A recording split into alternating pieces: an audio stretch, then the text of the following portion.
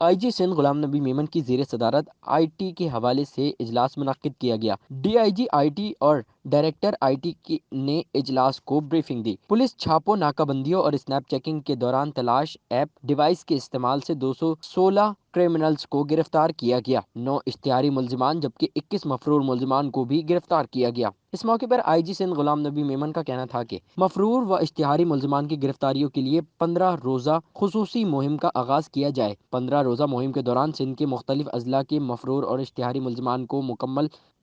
ملزمان کے مکمل کوائف پر مشتمل ڈیٹا کو اپڈیٹ کیا جائے۔ انہوں نے کہا کہ جن مفرور و اشتہاری ملزمان کے کوائف مکمل ہیں ان کے قومی شناختی کارڈ اور بینک اکاؤنٹ بلاک کرنے کے لیے متعلقہ اداروں کو مکتوب ارسال کیے جائیں۔ مفرور ملزمان کو اشتہاری قرار دینے کے لیے قانونی کارروائی عمل میں لائی جائے۔ اجلاس میں additional I G finance and welfare Sindh, D I G I T, D I G finance سمیت ایڈمن، سی پی او اور اسٹیبلشمنٹ 1 سندھ نے شرکت کی۔